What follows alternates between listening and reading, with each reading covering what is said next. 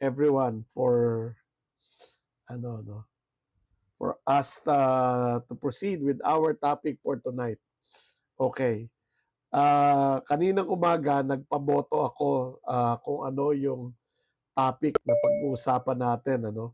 Yung isa ay managing your boss, teamwork, problem solving, decision making at saka change agility no. Kaso dalawa yung poll na pinagawa ko, yung isa dito sa TikTok at yung isa naman ay sa Facebook. Sa Facebook, ang nanalo itong creative problem solving and decision making. Sa TikTok, second lang ito. But yun, I decided to take this one. Dalawang parts po ito. Hindi natin ito matatapos ngayong gabi. So, it looks like we're going to cover it tonight and then we'll cover it again on Monday. Yung continuation. Ano? Meron po akong kinakandak na 1 day and 2 days na creative problem solving and decision making workshops for my client. So yung makukuha po natin dito sa session natin ngayong gabi, pati sa susunod na Tuesday, ay substantial pero kulang tayo sa practice. Siyempre kapag sa face-to-face ano to, no? Workshop ito. At nagke-case study tayo ng mga totoong problema sa workplace that we can solve. Okay? So what I can share with you tonight are concepts and some steps that hopefully you can follow. No? At kung kayo po ay subscriber ko, syempre, sa Facebook, kung kayo po ay subscriber sa Facebook. So meron kasing akong Facebook page, tapos doon sa Facebook page na yon, meron pang exclusive na subscribers group. They pay 99 pesos per month, pero every week they get tools from me, and this will be part of those tools na ipamimigay ko this week, no? Some tools on how you can apply creative problem solving and decision making in the workplace. So yan ang ating topic for tonight. Okay. Problem solving methodology ba yan? One of the many, marami kasing problem solving and decision making methodologies. And I'm going to introduce one that I frequently use. I use it to help companies or help my clients solve their problems. No? Okay, so without further ado. Sorry. Isa pa nga pala. Bukas po, naka-live din ako at 6 p.m. To 7:30. Ayan. Kasi po, meron pong itong usapang kapatidi means kapatid sa talent development. And ito pong event na ito, itong learning session na ito, kasama ko si Louie Banta, if you're also following Louie Banta, at saka si June Roy, who are not just my friends but also colleagues in the Philippine Society for Talent Development. Share ko po dito yung link doon sa aming talk tomorrow, and then I'll post it live on TikTok as well. Ayan. So naka-live to sa Facebook at naka-live din sa TikTok. So ang pag-uusapan po natin is how talent development professionals can enable individual, team, and organization resilience and adaptability amidst the crisis that we are experiencing now. Ano po? So, going back to the topic. Okay. Let me start with a few questions. Actually, a couple of questions. No? Yung una ay, ano yung nakikita nyong mahirap when trying to solve problems and making decisions, no? Whether personal o kaya sa workplace. Ano yung mga challenges? And then the second question is, so habang iniisip niyo yan, meron na ako agad na second question, no? What do you wish to learn to overcome those challenges? Diba? So we're not talking about what kind of problems you have to deal with, but in trying to solve those problems, ano yung mga difficulties na na-experience nyo? So pakisagot po sa chat para na sa ganun mapag-usapan po natin. Ayan. So, just like what we typically do, ay pagkatapos po nung aking scheduled presentation tonight, ay i-open ko po ang ating floor for more questions. Ano? Ayan, sabi ni Nathan, diving to the root of the problem and difficult. Hirap hanapin kasi madaming surface level lang. Totoo. No? Mga kasamahan at boss na ayaw makinig at tuloy pa rin sa maling proseso. O kung minsan yun yung problema natin, ano? Yung challenge is that ikaw lang yung nakakakita ng problema. Sila hindi lang nakikita yung problema. Oo. At saka kung nakikita man nila, ano yung kasabihan? Better the devil that you know than the one that you doesn't know, no? That you don't know. Ang ibig sabihin nun, ayaw nila sumubok ng bago. Ayan. Getting the buy-in of the upper management. Totoo yan. Konting mali ay magiging malaki na sa huli. Limited information and insufficient data. Okay. That's a very important point, ano?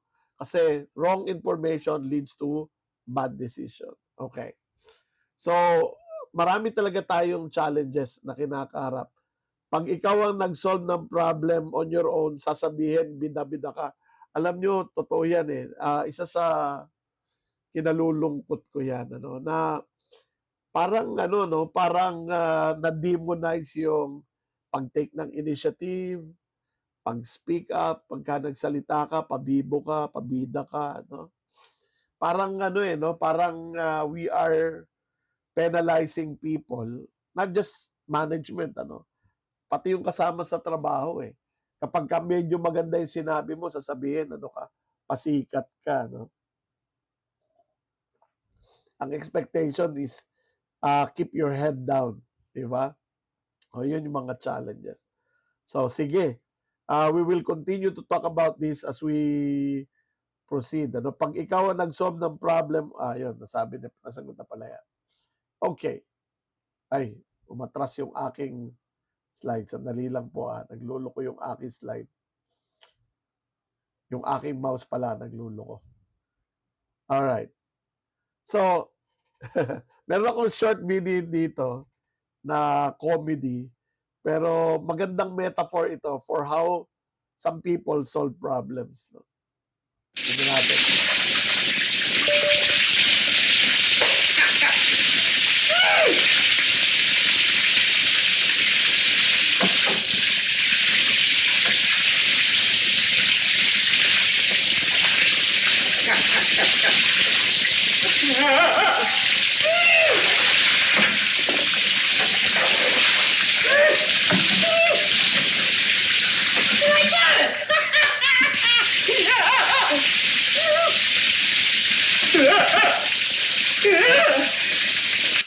Nakaka-relate po ba kayo? Minsan ganun eh, no? Yung paraan ng pag-solve ng problema, hindi naman totoong nasosolve yung problema, lumilipat lang. And that's classic Three Stooges, di ba? Parang hindi naman talaga nasosolve yung problema. Akala mo may sinosolve ka na problema, pero lumilipat lang. No? One of the things that I get to talk about when I talk about strategic and systems thinking. One of the laws of systems thinking is that today's problems are product of yesterday's solutions. No? So, nangyayari yan talaga. Bakit nangyayari yan? Pag-usapan natin. Oops. Ayan. Niluloko yung aking mouse. Ito pa ang isang problema. Okay. Ito yung winner ng annual Not My Job Award. Diba? Merong mga tao na kahit makita nila yung problema, hindi nila sinosolve kasi inisip nila, hindi ko trabaho yan. Hindi ko trabaho isolve yung problema na yan. So yan, winners ng Not My Job Award. Eto, medyo tinakpan ko yung muka ng mga tao, no, kasi baka mamaya kilala ninyo. Pero I want you to look at the picture. Hindi ko alam kung gaano ka, lalo na if you're using your phone, ano. What I want you to notice in this picture is yung gwardiya merong ano, no, meron siyang metal detector. Pero ang ginagamit niya yung magic wand. And kung tatanggalin ko yung smiley, yung emoticon sa mukha niya, hindi yan nakatingin doon sa bag. So, kung ano man yung hinahanap niya doon sa bag, he won't see. Bakit? Kasi hindi naman siya nakatingin doon sa bag. No? So, that's just going through the motion. Bakit ba nangyayari itong mga ito? No? Ano ba yan? Nagloloko yung aking mouse. Ito na nga lang. Okay. It's because, hulaan nyo kung ano ibig sabihin ng 95%. Okay? Ang ibig sabihin nitong 95% na ito is that according to study, we spend 95% of our waking hours fast thinking. We're on autopilot. No? Saan nanggaling yan? Merong libro na sinulat si Daniel Kahneman entitled Thinking Fast and Slow. No? So, according to him, meron tayong dalawang system of thinking. Yung system 1 ay thinking fast. At yan yung ginagamit natin 95% of the time. No? Fast, automatic, unconscious. Anong unconscious? Hindi natin masyadong pinag-iisipan. Okay? Which is, helpful sa atin yun kasi alam naman pag-isipan mo pa kung anong gagawin mo pagkagising mo, di ba? Automatic naman yun, di ba? Ang una mong gagawin pagkagising mo ay idilat ang mata, di ba? Idilat ang mata. Tapos ang sabi nila, mag-check ng phone. So you already have a sequence for your life, no? So yan. Intuitive yung pag-solve natin ng problema at madalas galing sa ating experience. So we jump to conclusion, we make quick decisions, at we use shortcuts and intuition. So mabilis tayong makadecide. Okay? Because maraming mga tao ay ayaw nila ng indecision. Gusto nila mabilis mag-decision. So, maganda yan, very efficient. Unfortunately, it's also error-prone. So, on average, 5% of the time, we think slow. Okay? Slow, effortful, conscious. You analyze the situation, you use logic and reasoning, and you take effort to control your impulses. No? Pinipigilan mo yung sarili mo na husgahan agad ang sitwasyon. And that happens when we recognize na hindi tayo pamilyar doon sa problema. That we need to investigate the problem in order to come up with a logical solution. Ano po? So, yan. So, ano ba ang dapat mong gamitin when you're trying to solve a problem? Ang sagot, depende. Depende sa anong problema yung sinosolve mo. Okay? At yun po yung susunod nating pag-uusapan. Okay. Ang objective po natin tonight ay ito. No? Una, explain problem solving and decision making. Next is to differentiate types of problems and recommend approaches dahil iba-ibang klase ng problema. Hindi lahat ng problema kailangan mong gamitan ng root cause analysis. Meron lang ilan na pwede mong gamitan nun. Third, ito ay malamang next week na natin gagawin is yung paborito kong technique for problem solving, for creative problem solving. It's called the 4 hats technique na pinasikat ni Roger Von Eck. No? I'll talk about that. And then create a personal action plan to apply learning in the workplace. Actually, itong objective na ito are the same set of objectives that I use for running the one-day training on creative problem solving and decision making. And I'm sharing this with you for free. No? All right.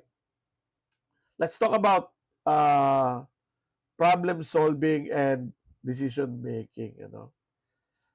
Sabi ko kanina, merong iba't ibang klase ng problema. So let me now introduce you, if you're not familiar yet with it, is Cynefin. It's called Cynefin Framework, developed by Dave Snowden. According to Dave Snowden, meron daw 5 kategorya ng problema. Actually, 4 lang. Kapag hindi mo alam kung nasaan kategorya ka, nandun ka sa panlima, which is disorder. No? So, meron tayong tinatawag na obvious problem. Okay? At meron tayong complicated, complex, and chaotic problems. And the way to deal with them, for each of them, is different. No? So, tonight, ay tuturuan ko kayo ng 5 paraan para i-recognize at isolve yung mga ganitong klase ng problema. Okay? So, base ito doon sa Kinevin framework ni Dave Snowden.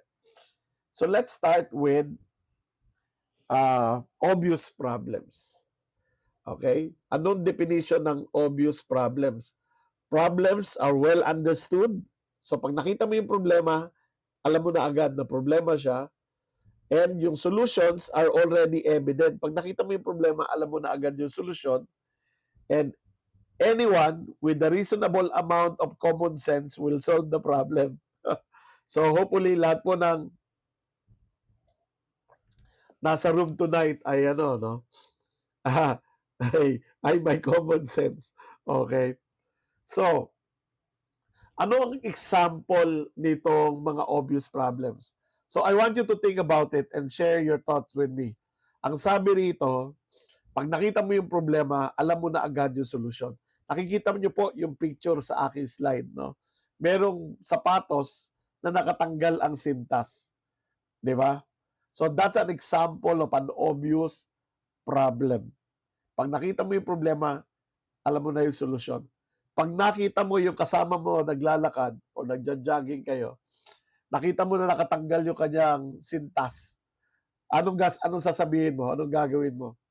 Di ba sasabihin mo, uy, yung sapatos mo, tanggal ang sintas. At ang sagot sa'yo, o nga no, sige, aayusin ko. Di ba? So that's an example of an obvious problem. Ano pa ang examples, iba pang examples ng obvious problems? Okay? Flat tire. Pag flat ang gulong ng iyong sasakyan, anong gagawin mo? Okay? So dalawa lang naman pwede mong gawin yan. Either palitan mo yung gulong or ipavulcanize mo or pahanginan mo, di ba? Hindi mo papalitan yung kotse, di ba? Pangalawa, yung pundidong bombilya, di ba? Pag nakita mo yung ilaw mo, ay bombilya, pundido, papalitan mo na siya.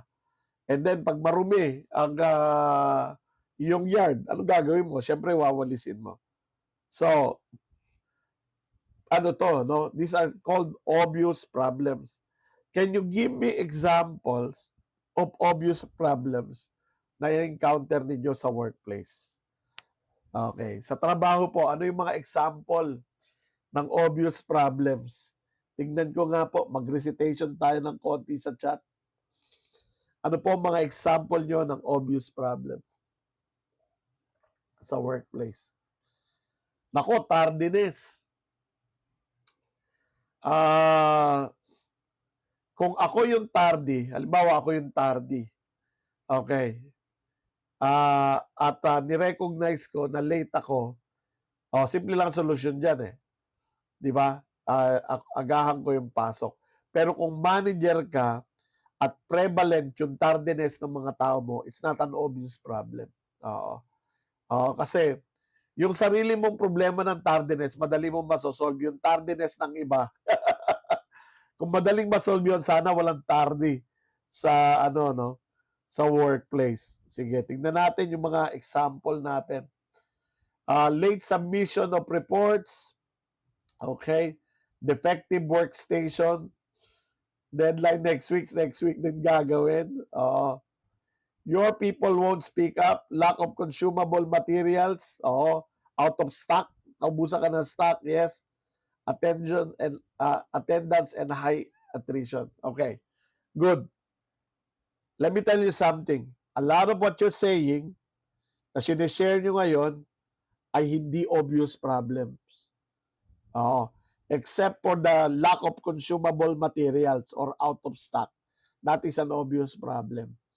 Yung machine na hindi gumagana, kung hindi mo alam kung bakit siya hindi gumagana, it's actually a complicated problem. No? So, tingnan natin kung saan nagpo-fall under yung mga problema na sinishare natin dito, no? So, ayan, okay? Actually, sa workplace, very similar dito, yung sirang doorknob, pundidong ilaw, yung mga obvious out of stock, maruming sahig, yun yung mga klase ng ano, no? Yung sasakyan mo walang gasolina, yun. Mas mabigat na problema, wala kang pambili ng gasolina. No? Ayan. So those are examples of obvious problems. So how do you solve problems like that? Siyempre, sobrang dali, no? Una, if we're going to use steps, no, to solve a problem like that, una, i-recognize mo na merong problema. Di ba? Minsan yung problema natin, hindi nire-recognize yung problema. Okay? Identify and recognize that the problem by observing the situation.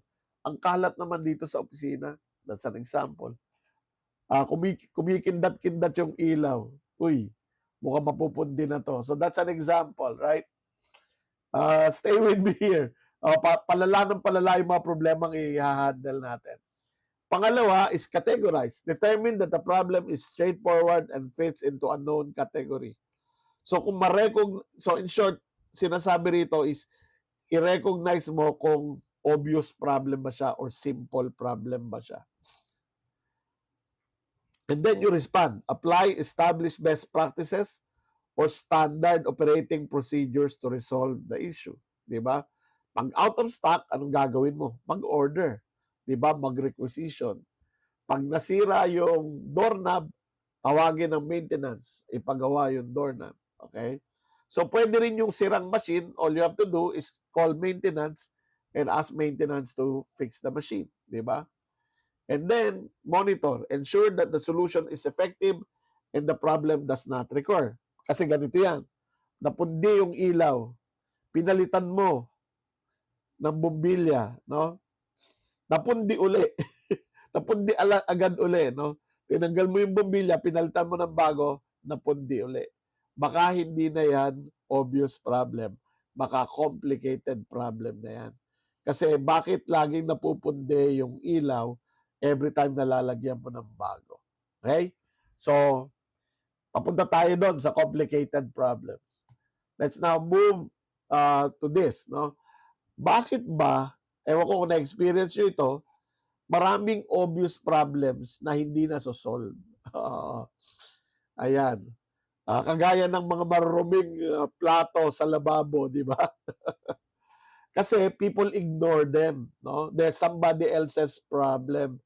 Minsan pag nakita mo na sira yung bombilya, sinasabi mo, ay, naku, sira na naman yung bombilya. Sana may mag-fix niyan. Pagka may kalat ka nakita sa sahig, hindi mo dadamputin, sasabihin mo, hindi naman ako janitor dito para damputin yung basura, no? At saka ito, matindi to, because this eventually leads to big problems, yung minimizing their effect. It's not a big problem. So kaya siya nai-ignore. So maraming mga tao sa opisina ay merong sakit na it's not my job, at mga candidate nominees, no, for not my job award. So yun po yung obvious problems. Yung pangalawa ay yung tinatawag nating complicated problems. Ano naman yung complicated problems? Okay, it is categorized by a list of known unknowns. Alam mo kung ano yung hindi mo alam. Yun yung ibig sabihin ng known unknowns. No? In other words, you likely know the questions that you need to answer and how to obtain the answers. Halimbawa, yung iyong sasakyan ay laging hirap mag-start o merong damage yung iyong sasakyan at laging tumitirik, no? So, you can ask a number of questions. Kung marunong ka sa sasakyan, halimbawa, magbigay tayo ng very specific example, ayaw mag-start ng iyong kotse, ayaw mag-start. So, there are a number of questions that you can ask, di ba? Kung bakit ayaw mag-start yung kotse mo. Yung unang tanong siguro ay, may kotse ka ba? Joke lang, ano? So, tamang susi ba yung ginagamit mo? Baka susi ng bahay yun. Or sira ba ang spark plug, 'di ba? May gasolina ba? Okay. So if you ask all questions, you'll eventually find out ano ang root cause ng problema, no? So yan yung examples ng yan yung complicated problems, no? So example, ayan, biglang tumaas yung iyong electric or water bill. O baka merong kuryente ka na, meron kang appliances na kumukonsumo ng mataas na electricity, maaaring may leak, no? Frequent headaches, bakit lagi sumasakit yung ulo mo? Because if you're not a doctor and you haven't consulted the doctor, so that's something that should bother you, di ba? Or car engine trouble. So those are example of everyday examples. So ano ngayon yung mga example ng complicated problems in the workplace? Ayan. So example po tayo uli. Tingnan nyo dun sa mga shinare nyo kanina na examples kung ano ang nagfo-fall under complicated problems in the workplace, no? Magbibigay na ako ng isa, no? Quality issue.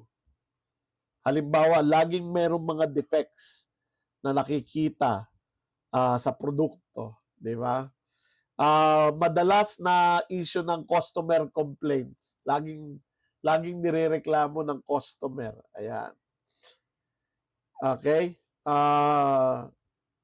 Failed response time for a number of months. Ayan. Yung time management is not a problem, it's a solution. Di ba? So, pwedeng tardiness ang pinag-uusapan natin dito or failure to complete the work on time. Okay? So, pwede natin sabihin low productivity, slow pace of work. So, those are examples of possible complicated problems. No? If the leader cannot decide, okay, ang ibig sabihin nun, walang skill or kulang sa skill yung leader sa problem solving and decision making. Pupunta tayo dyan at i-emphasize natin yung solusyon dyan sa problema na yan maybe next week. Baka kasi tayo hindi umabot dun sa topic na yon, ano. So wag po kayong bibitaw, ano. At tutuloy po natin nito. So we'll be spending an hour for this today and then tutuloy po natin, no? Staggered or piece by piece coordination. Okay. So sige. How do you solve a problem like this? Anong approach ang dapat nating gawin kapag ganito ang mga problema natin? Una, data gathering. Okay? And identify the problem through detailed observation. So, gaano kadalas yung errors, no? Gaano kadalas lumilitaw yung quality issues. Okay? So, gather data. Gaano karami yung mga empleyado na late pumasok? Gaano karami, gaano kadalas? So, gather data. Next is to analyze. Okay? Conduct a thorough analysis. An example of analysis that you can do is yung tinatawag nating root cause analysis, no, yung gamit yung fishbone diagram or Ishikawa diagram, 5 whys or why analysis. Marami pong tools na available for you to understand the problem. Okay? So, hindi pwedeng isolve mo yung problema na complicated nang hindi po pa siya naiintindihan. So, kailangan mo munang maintindihan yung problema, and the way to do that is do step 1 and do step 2. And then you move to step 3. You respond. So, you develop and implement a solution based on the analysis, considering multiple possible approaches. So, pwede tayong mag-brainstorming, no? Pwede tayong mag-scamper technique na ituturo ko po next week. Maraming paraan, ano, para mag-generate ng mga solutions to try and solve the problems, no? And pang-apat, syempre, pagkatapos mo solusyonan, i-evaluate mo yung effectiveness ng iyong solution and make adjustments as necessary. Bakit importante ito? Hindi porket may naisip ka na solusyon, guaranteed na masosolve nun yung problema. So even, well-educated scientists don't put 100% faith in their solution. That's why they experiment, they monitor, and they evaluate. So yan po yung 4 na dapat nating gawin when you are trying to solve a complicated problem. So nakita po ba natin yung pagkakaiba ng obvious problem sa complicated problem, no? Yung obvious problem, pag nakita mo yung problema, solve na agad. Pwede mo na agad i-solve. Yung complicated problem, kailangan mong hanapin yung root cause ng problema using Ishikawa diagram, YYY analysis, at kung ano pang tools ang pwede mong gawin para maintindihan. And then you come up with solutions, and then monitor and evaluate. Okay? So yan yung complicated problem. Let's now move to the next kind of problem. Sorry. Ayan, fishbone diagram. Yes. Excuse me. Okay, bakit maraming mga complicated problems in the workplace ang hindi nasosolve? Ano yung mga typical pitfalls? Tingnan natin, no? Ayan. Lack of ownership. Ito yung number 1 na dahilan kung bakit hindi nasosolve yung problema, because people don't feel accountable for solving the problem. It's always somebody else's problem. Need ba isang tools lang or combination of tools? Okay? Again, depende sa complexity ng problema, no? Another way of dealing with complicated problems is to call an expert. For example, yung sasakyan mo, ayaw mag-start. Hindi ka naman magaling sa sasakyan. So one way of solving the problem is to call for an expert to do diagnosis based on their understanding of how to diagnose that specific problems, no? So iba mag-diagnose ang mekaniko, iba mag-diagnose ang doktor, di ba? So maraming iba't ibang paraan. No? Ang ayaw natin mangyari is yung tinatawag nating analysis paralysis. Okay? Bakit ba nangyayari yung analysis paralysis? Yung halos hindi na matapos yung effort mo to try and solve the problem. Anong sabi? Organizational development practitioner or consultant. Pwedeng ganon. Kung culture yung problema, no? Ang culture ay hindi obvious problem, hindi siya complicated, it's a complex issue. So, pwedeng tumawag ka ng organizational development practitioner or consultant to help you solve the problem. Pero even they don't know exactly how to solve the problem, merong paraan, and we'll talk about that in a little bit. Ayan, not analyzing the problem. Yung minsan, meron kang kasama sa trabaho na kapag ka meron kang inilapit na problema, ang lagi sagot ay, madali lang yan. Ito lang solusyon dyan, ano? Ito yung mga madalas biktima ng maling akala. No? Ayan. Yes, Kinevin framework. Yes. Failure to identify the root cause. So those are the things that you need to avoid when you're dealing with complicated problem. Ano? What's your thought about no decision is in itself a decision? Yes, I agree. Kasi nag-decide ka na huwag mag-decide. So that's lack of ownership of the problem. Okay? So lahat yun decision eh. Diba? So I agree with that thought na no decision is in itself a decision. Alright, let's continue. Complex problems. Ayan, yung traffic sa EDSA ay isang complex problem, at kaya hindi natin nasosolve yung complex problem ng EDSA ay dahil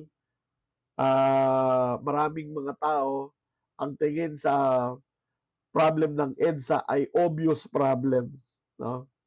Okay. Ang best practices po for complicated problem ay for obvious problems, no? Best practice. Pagdating sa sorry, let me just go back to my materials here.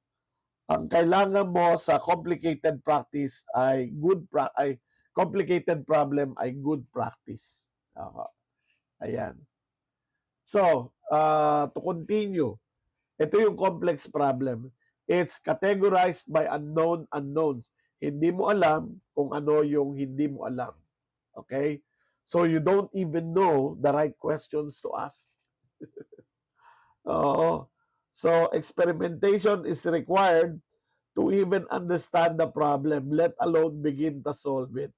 Pag naalala ko tong complex problems, naalala ko si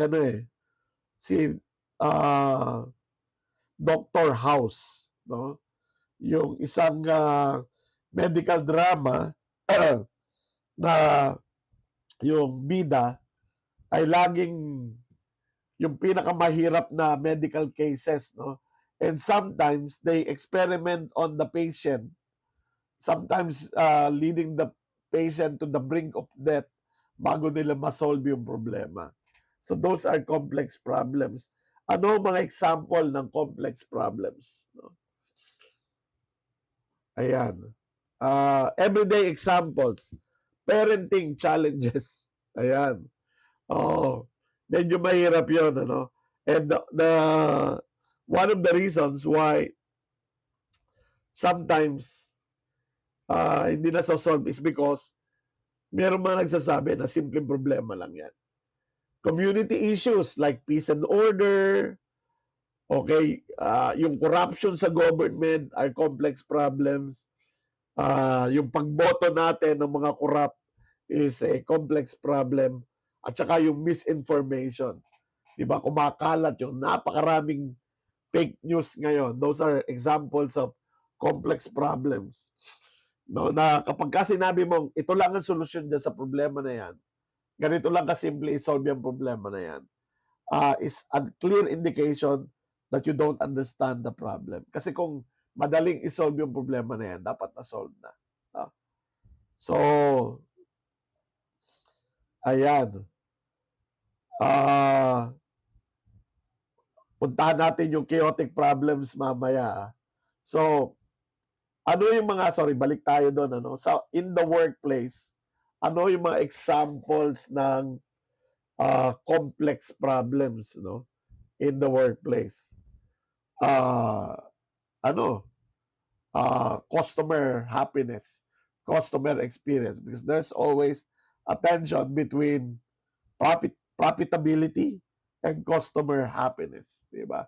Employee engagement, okay? Employee motivation, employee engagement, employee retention. Problem with organizational cultures are examples of complex problems. Yung high attrition ng empleyado, kapag ka hindi kaya ng root cause analysis, maybe it's complex. No? Maybe it is. Pero posible ba na hindi siya complex problem but rather a complicated problem? For example, if you investigate the problem at nakikita mo na yung attrition nanggagaling lang sa isang department, for example. Okay? Or yung reason for leaving ay pare-pareho. Pare-pareho yung reason for leaving. Number of incidents na ito yung reason ng empleyado kung bakit siya gustong umalis. Pero kung halimbawa, alis yung mga tao, different reasons, no? Different reasons. Maybe maraming iba't ibang dahilan and you need to explore that, no? So yan. Complex, ball, di mo masolve sa kung anong meron ka ngayon. I agree. That's a very good way to put it, no? So, ang tawag dito sa mga solution na na tinitingnan natin ay mga solusyon na galing sa creativity, galing sa innovation, galing sa emergent ideas, no? And usually produced through collaboration, no? Ayan. So, continuing. So, how do you approach a complex problem? If you're a manager, if you're a leader, and you're trying to solve a complex problem in the organization, usually, ano to eh, senior management problems, itong mga complex problems, ano. So, explore to learn about the problem as they require more creativity and innovative thinking skills, no? Sabi ni Jojo, pag yung simple, maraming emergence at naging pattern of instability, pwede maging complex. Yes, I agree. In fact, madalas, kaya hindi nasosolve yung complex problems ay dahil ang tingin ng mga tao ay obvious problem lang siya, no? Design thinking, systems thinking, complexity management. Yun. Thank you. These are all great ideas, no? Uh, that you're surfacing, Jojo, no? Design thinking, systems thinking, complexity management. Yung complex problems, in my opinion, is a problem you don't solve alone. Okay? Kailangan mo ng collaboration. Just, you know, just to understand the problem, kailangan mo ng input ng iba't ibang stakeholders, no? Makita mo yung iba't ibang perspective nila. And from there, form a theory or a hypothesis and then experiment, no? Try out different kinds of things to gather more knowledge about the problem. Parang trial and error, no? Does this solve the problem? Does this solve the problem? Okay. Experimentation to discover patterns and gain more knowledge. And repeat as necessary with the goal of moving your problem into another category. Ibig sabihin, pag naintindihan mo na yung complex problem, pwede mo ba siyang i-move to a complicated problem? Or maybe an obvious problem kasi alam mo na yung solution through experimentations. No? And then, you always go back to monitoring and evaluation. No? Execute, evaluate, following yung tinatawag nating plan, do, check, act cycle. Too many minds that doesn't back down making decisions impossible. You know, one of the things that you have to deal with when you're dealing with complex problem is that you need to try and understand where other people are coming from. So ego kalaban ng pag-solve ng complex problem yung ego eh, no? Kaya nga sa systems thinking, one of the concept that surface ay yung tinatawag na humble inquiry at saka team learning, no? So importante na yung mga pupunta doon sa conversation are all curious about the problem, trying to understand the problem first before they come up with whatever solutions they're going to advocate for, no? So yan, hindi siya talaga madaling solusyonan yung mga complex problems. Okay, ano yung mga typical pitfalls in dealing with complex problems? Una is failing to recognize it. Okay? So maraming mga problema na lumalampas sa ulo natin, malaking problema na pala siya, pero hindi nasusolve, no? Some uses DMake to solve complex problems. DMake is Six Sigma, no? And if you look at Six Sigma, these are, ano, no, whether that's Lean Six Sigma or yung conventional Six Sigma, you're looking at trying to make a process more mature, okay? I'm not an expert in Six Sigma. I had training in Green Belt, but I never, Green Belt Six Sigma, but I never practiced it. But what I understand from Six Sigma is you're trying to optimize, you know, yung performance and efficiency ng isang process. So yung typical na problem na sinosolve ng Six Sigma, if I understand correctly, are complicated problems. They're not necessarily complex problems, no? Kaya ano kaya siyang isolve ng isang green belt or ng isang black belt using a particular method religiously, no? So, itong complex problems, ang mga solutions ay emergent solutions, no? So, syempre, lahat ng ito kailangan ng creativity, no? But even more so when it comes to complex problems. So, failing to recognize it, oversimplifying a problem, no? Yung mga matatagal na sa trabaho na sinasabing simple lang ang solution. And then, ang isa pa is trying to solve it alone, no? So, sabi, yes sir, yes, Six Sigma error proofing. So, more complicated, not much complex. Yes. So, we're on the same page, John, no? So, yan, yung tinatawag nating complex problems. Let's now move to chaotic problems. Ano yung mga chaotic problems? Sabi nga rito, no, as the name implies, this is where things get a bit crazy. The immediate priority is containment. Itong picture dito, yung drawing, is something that happened to me, no? Alas 10 ng gabi, biglang nasira yung faucet, tumulsik yung tubig at 10 p.m. So, ano ang gagawin mo in a situation like that? Hindi ka magro-root cause analysis, di ba? You don't do a root cause analysis pag nakita mo yan. Ang isipin mo is, paano ko patitigilin yung pagbuhos ng tubig all over the place, di ba?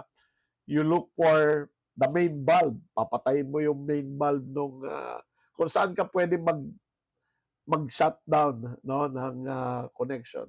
So in my case, yung gripo na nasira ay wala siyang ibang gate valve kung hindi yung main valve, yung nandoon sa metro, and I have to close that. That means the entire house, no, the entire house will be without water.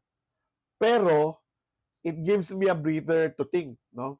Ano yung pansamantalang solution ko, kasi hindi ka naman pwedeng mag-repair ng 10 o'clock kung wala kang gamit, wala kang materyales at sarado ang hardware, di ba? So, yan yung example ng chaotic problem. Ang ginawa ko, naghanap ako ng tapon. Okay? Binarahan ko yung tubo at sinecure ko siya para na sa ganun, mabuksan ko yung other outlet sa bahay, no? Kasi paano gagamitin yung CR, paano iinom, etc. So, I had to open the other waterways, no? So, yun yung example ng chaotic problem, no? Wala kang time for root cause analysis. Kailangan mo na siyang isolve agad, no? So, busted pipe, calamity, no? Nung nangyari yung Ondoy, hindi yun ine-expect. Nung nangyari yung Yolanda, hindi yan ine-expect. Okay? Accidents. For example, if you are, halimbawa, ikaw ay isang doktor at naka-assign ka sa sa emergency room ng isang ospital na merong 10 beds. Merong matinding accident na nangyari sa harapan ng ospital, and you now have 40 patients. Okay? So what you do is you triage, no? You try to prioritize. Okay? So yun yung mga example ng chaotic problem. Brand name reputation problems. Ayan, no? Minsan may biglang sasabog sa social media, no? Na problema na ikasisira nung name, yung pangalan ng iyong kumpanya. Is an example of a chaotic problem. Na hindi mo na, sinong may kasalanan yan? Bakit nangyari yan? Hindi, ang isipin mo ngayon is, how do we fix this right now, no? So, ano yung process na dapat natin gawin? What kind of approach are we going to use in a situation like this? Una, you have to act, di ba? take immediate action to contain the situation and prevent further damage or disruption. So, whatever kind of chaotic problem it is, no? So, yung unang-una mong gawin okay, is mitigation. Sabi nga rito, you have to mitigate the problem, okay? And try to sense, so once yung immediate crisis, no? Okay, natapalan ko na yung leak, okay? Kontrolado na yung situation, assess the situation to understand what happened. Okay, hold on.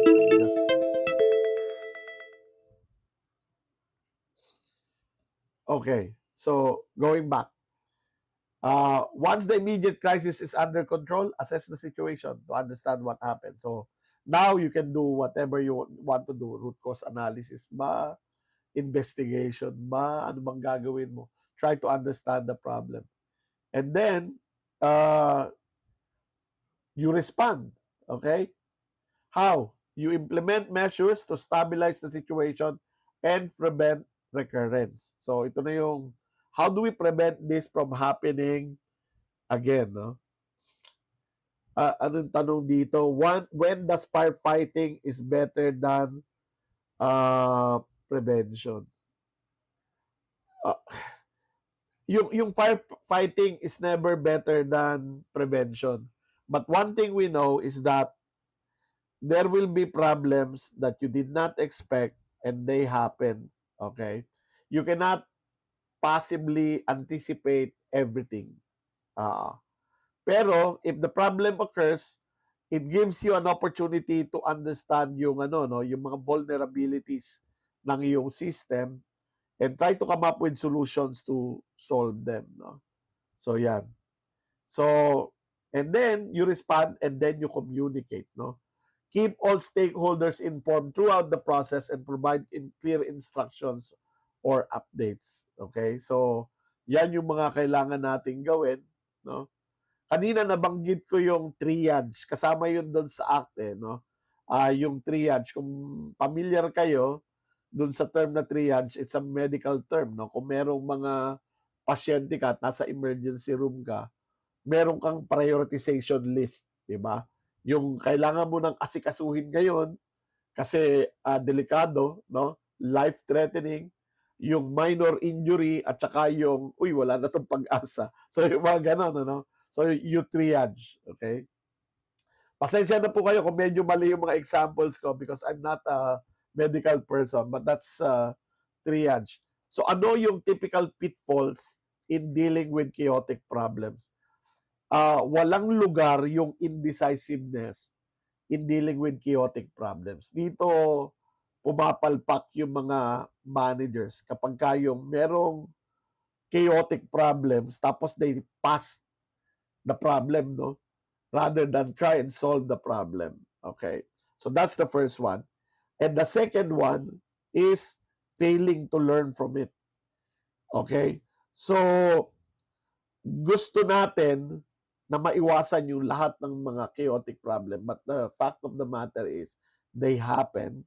And whenever they happen, it's important that we learn from them so that we are able to prevent them from recurring. So, yan po yung chaotic problem. Okay? Best example ng failed chaos management is government. Actually, meron akong perfect example niyan. Yung COVID, yung first few weeks ng COVID were chaotic. Okay? Chaotic siya.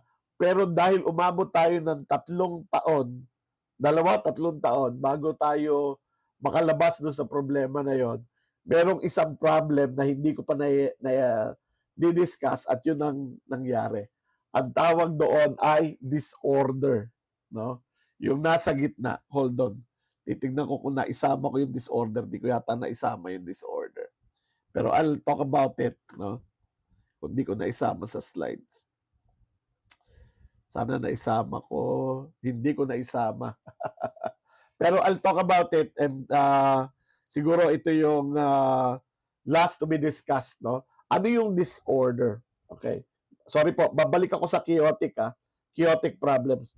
Yung chaotic problems, are usually they're usually obvious problems or complicated problems na napabayaan, no? Oo. Uh, Obvious problems at complicated problems na ginulat ka. Yun yung chaotic problems, no? So pagka na-fix mo na yan, you can already reassess it. Is it an obvious problem? Is the solution obvious? Preventive maintenance ba ang solusyon? Or is it a complicated problem na kailangan mong hanapan ng root cause analysis? Okay. Disorder. Ayan. Mas chaotic pagsadyaan disorder. Oo. Naku, Diyos mio. Totoo yan. Ngayon, eto. Ano yung disorder? Disorder happens when people fail to recognize that a problem exists. No? Minsan, kapag ka nagkakandak ako ng training on problem solving and decision making sa mga kumpanya, may mga magsasabi sa akin, naku, tagal na namin problema niyan, sir. Tagal na namin problema yan. Sabi ko, matagal na. Sino nagsosolve? Wala nagsosolve. Yun. Hindi yun Hindi yun, ibig sabihin, nobody recognize it as a problem anymore. Tinanggap na nila parang kapalaran, ano? So that's disorder, no? Kapag yung dapat nakaka-recognize ng problema ay hindi nare-recognize. Another example of disorder, it has always been done this way. When people are blind to the effects of legacy systems, no? So disorder 'yon. Yung chaotic problem na lagi na lang nangyayari. Hindi, kumbaga kinokorek lang, pero balik pa rin. Customer complaints, paulit-ulit, kinokorek lang, hindi nagkakaroon ng permanent solutions are examples of disorder, no? So ayun ang tinatawag nating Kinevin framework ni Dave Snowden, ano? And I think it's very important for a leader, for a manager to recognize kung anong klaseng mga problema ang pwede nilang kaharapin at saka kung ano yung dapat nilang gawin to deal with those problems, ano. So dahil 9:57 na, I'll give a few minutes for question and answer. I'll pause here. Next week, we'll talk about the leader's role in solving problems at yung 4 hats of creative problem solving that I promised. Ano po? So, ayan. So, let's spend maybe 12 minutes kasi 9:58 na. We will close at 10:10. I hope na na-appreciate nyo po yung topic natin for tonight.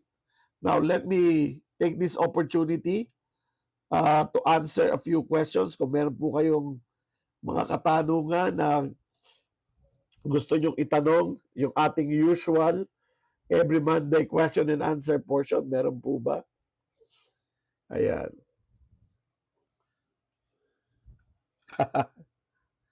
Sir, di ko po nasimulan. Is it possible po na mapanood po ulit? Abangan nyo po sa YouTube. Mag-subscribe kayo sa aking YouTube account. Usually, pinopost ko doon yung isang buong no? How to combat indecisiveness. Bakit ba indecisive yung mag-root cause analysis tayo? Bakit ba indecisive ang isang tao? Bakit ba? Ayan. So, bago natin sagutin yun, meron dito. New po ako sa live. Anong days po kayo nagla-live or time?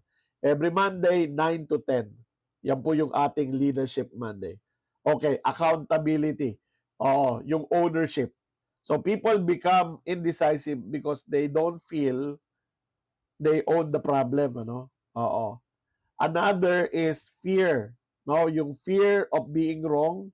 So kung walang psychological safety in the workplace, if blaming is strong, people become indecisive, no? So maraming dahilan, no? Yung takot, di ba? Isa sa mga dahilan kung bakit nagiging indecisive. Another reason why people are indecisive is because they don't know how to be more decisive, no? They lack the necessary skill. Oo. So hindi nababago, no? Oo. Yung kanilang sitwasyon, they continue to be indecisive kahit na sabi mo sa kanila, "Huy, magdesisyon ka naman." Hindi ko nga, hindi nga ako sure kung tama ba yung magiging decision ko.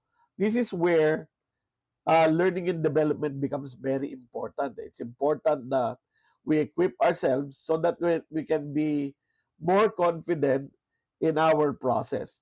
We also need to recognize, and I hope you will agree with me on this, kasi, di ba, nobody's perfect. Tama naman, di ba? Nobody's perfect. We all make mistakes. What are the chances na hindi ka magkakamali if you make a decision? Pagka nagse-setting and leveling of expectation ako sa training, may mga participants na sasabihin sa akin, gusto ko pag-attend ko ng training na ito, hindi na ako magkakamali sa mga desisyon ko. Sabi ko, pagka merong ganun training, a-attend ako. Because even if I go through root cause analysis, no, go through all the creative process of trying to solve the problem, try to evaluate all the solutions, do some risk assessments, uh, thoroughly planned it, meron pa rin bang possibility na mali ako, na hindi magwo-work yung aking solution? Yes. Yes, there is. It's minimized compared to like I'm just going to do it intuitively. It's minimized pero hindi zero yung chance na magkamali. So, importante na mag-create tayo ng safe environment in the workplace where when we make the mistake, our default reaction is not to blame, but rather to learn from it. You know, what can we learn from this experience? No? Sir, yung senior leader ko, siya mismo ang gumagalaw na imbis mag-coach lang, ano ang dapat sabihin sa kanya? Posible rin yun na ang alam niyang paraan ng pag-solve ng problema ay siya ang magsosolve. Maraming ganyang mga managers because they don't know how to empower. So, this highlights the importance of being a well-rounded leader and manager. Alam mo kung kailan dapat ikaw, alam mo kung paano ka mag-empower ng mga tao so that they can solve the problem themselves. No? So, meron talagang problema, lalo na yung mga chaotic problems na kailangan decisive yung leader. No? Hindi mo pwedeng sabihin sa mga kasama mo, kunwari, no? Knock on wood tayo, mga kasama, nasusunog ang building, meron po ba kayong suggestion kung anong gagawin natin? Pakabilisan po yung mga suggestion, it's getting hot in here. Di ba? Hindi eh. Pag nasusunog yung building, you have to be decisive, you have to tell people exactly what to do, saka tayo mag-uusap later kung bakit nagkasunog at kung paano natin maiiwasan. Di ba? So, yan. If multiple BP coordinations ang problem and I didn't have influence since scale of project will halt operations. Ano po yung tanong? What is the question? Or is that an answer? Importante yung and this is something that I would like to discuss next week, no, na if you want to objectively solve the problem as a leader, you have to put your ego outside the door. Kasi hindi ikaw ang may monopolyo ng magandang idea. Okay? You're just one of the people in the room who have the capability to solve the problems. And sometimes, hindi pa sa'yo dumating yung solusyon sa iba, no? And you lose an opportunity to benefit from another person's intelligence kung ang alam mo, dapat sa'yo lang manggaling ang solusyon. No? Paano po kaya maituturo ang accountability sa mga member ng team? Okay? Advertently and inadvertently, we teach people how to behave. Kung ikaw ay supervisor or ikaw ay manager, ah, ano, kadalasan yung kanilang having a sense of accountability or the lack of it is sometimes their reaction to how they're being led. No? Bakit ba hindi accountable yung mga tao? Ano ba yung mga possible reasons? Sige, mag-root cause analysis tayo. Una, possibility, unclear yung kanyang job description. No? Pangalawa, the person is not properly equipped to do the job. Third is because the person is tolerated. Meaning, pag hindi siya nag-deliver, tino-tolerate siya. So, it's a lesson, no? Pwede akong hindi mag-deliver, I will be tolerated. Okay? There's no difference between being accountable and not being accountable. In short, pag accountable ako, wala namang pagkakaiba doon sa hindi pagiging accountable dahil yung iba kong kasama hindi naman accountable and they're not So, marami na possible reason. And you have to flesh out ano yung mga typical reasons for your team for the behavior that they're demonstrating. And you need to find out, you need to discover as a leader, and maybe hindi rin ikaw yung magsosolve. Maybe ang solution doon is for all of you to sit down and talk about shared accountability in the team. I hope I'm making sense na sometimes you need to recognize na yung naiisip mong solusyon sa problema may be incomplete. So raising and sharing them to your team might be an opportunity for you to fine-tune the solution. No? If you know how to construct correct questions, then ilatag yung possible solution and effectiveness. Okay.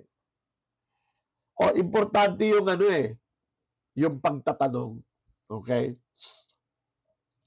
Ano ba yung correct questions? Para sa akin, yung correct questions ay yung tinatawag natin powerful questions or open-ended questions. No? Kung minsan kasi ginagamit ng mga supervisors or managers yung questions not to elicit ideas from people, but rather to push their own agenda. Kagaya ng, nasubukan mo na ba to? Naisip mo ba to? Ginawa mo na ba to? Those are leading questions. How to develop future leaders if ang mga tao is passive, hindi proactive. Yon. Start with building your team's culture. Okay? Is it okay po ba na tanungin ang team kung effective ka ba sa kanila at superior nila? Okay. Sabi ni Kenneth Blanchard, feedback is the breakfast of champions. So if you want to be a great leader, you have to be open to feedback.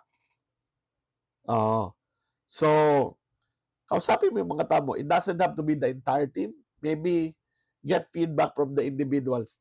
Kilalanin mo yung team mo so alam mo kung sino yung hindi magsisinungaling sa'yo. Yung hindi natatakot magsabi sa'yo ng totoo. Ang tawag ko sa kanila, truth sayer. No? Ito yung mga taong sasabihin sa'yo kung ano yung gusto mong, ano yung kailangan mo marinig. Hindi yung gusto mong marinig. No? Get feedback from them. What is the best type of leadership, Sir Ed? Transformational leadership or transactional leadership? Okay. Yung transactional leadership, transaction, di ba? Do this or else. Carrot and stick. Okay. Everyday leadership. That's transactional leadership. Yung transformational leadership is the kind of leadership that that leads to growth. No? Growth of the organization, growth of the individuals. Yung growth ng organization starts with the growth of the individual. So you tell me kung ano yung better.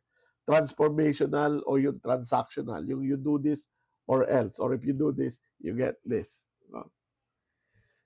As a leader, siguro this much I can say. As a leader, you need to learn how to read the situation and ask yourself, what is the best approach? Yung mga yan, transformational leadership, servant leadership, transactional leadership, kung ano pang klase ng leadership, are labels that we put, no, to the different kinds. Pero at the end of the day, ang importante sa isang leader, naiintindihan niya yung sitwasyon and they understand what the situation requires. Ang tawag dyan ay adaptive leadership. Another category of leadership that I invite you to research, find out how you can apply them in the workplace. Ayan, 10-10 na po at ang dami pa ring tanong, pipili na lang po ako ng last question at kailangan ko na ipahinga yung aking boses at ako'y may session bukas. Mahirap ang transformational pag walang commitment from other party. No? Ayan. I think that's a good question to answer. No? Okay. Yung whatever kind of leadership you embrace, no? It all starts with establishing ground rules, no? Rules of engagement. Doon nagsisimula yung culture building ng team. Okay, you can look at different kinds of models, no? Forming, storming, norming, performing, yung anong tawag dito, yung model ni Bill Tuckman on organizational development or team development.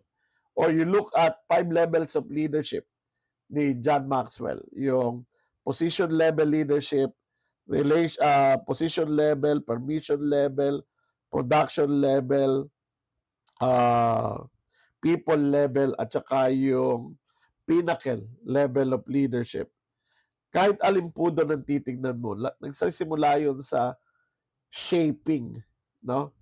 So you're not going to be transformational leader now without starting with what do we have and how do we make all of these things work together, no? So hindi siya reseta, no, na ano yun mo. So kaya ako I favor a lot yung tinatawag na adaptive leadership, because adaptive leadership recognizes first, nasaan ba ako ngayon, saan ba kami papunta, and what do we all need to do in order to get there. Ano po? So marami tayong kailangan pag-aaralan, no? So kung kayo po ay na-enjoy ninyo yung pag-uusap natin today and you want to continue having these kinds of conversation, ay balik-balikan nyo po ako every Monday at 9 p.m. Although ako po'y napapaisip kung aagahan ko ng konti next week, no? Kasi medyo busy ako next week, baka alas 8 ng gabi ako next week. But I'll announce, no? So the best way is to follow. Paki-follow nyo po ako para na sa ganon. And then mag-ano po kayo doon sa aking update. Check my updates at malalaman nyo po kung anong oras ako mag-o-open next week, o alas 8 ba or alas 9 ng gabi. Alright, on that note, maraming salamat po. Sorry sa mga hindi ko nasagot na tanong. I hope you enjoyed tonight. May part 2, baka may part 3 pa itong ating creative problem solving and decision making. At kung kayo po ay subscriber ko, you get a copy of the video and the slides that I'm sharing tonight, next week, and maybe even the following week, no? So maraming salamat po. Kung kayo ay learning and development practitioner o kayo ay CEO, may-ari ng kumpanya, you might be interested to join me tomorrow at 6 p.m. together with my friends Louie Banta, June Roy, si Kevin Nera, Marby Tabungar, who are exceptional talent development practitioners. We're going to talk about resilience in the workplace. Okay? Uy, taga-Ascend. Okay. Okay, see you sa Ascend. Malapit na ako mag-conduct ng training dyan. See you soon. Okay, good night po. Maraming salamat everyone. Have a great evening.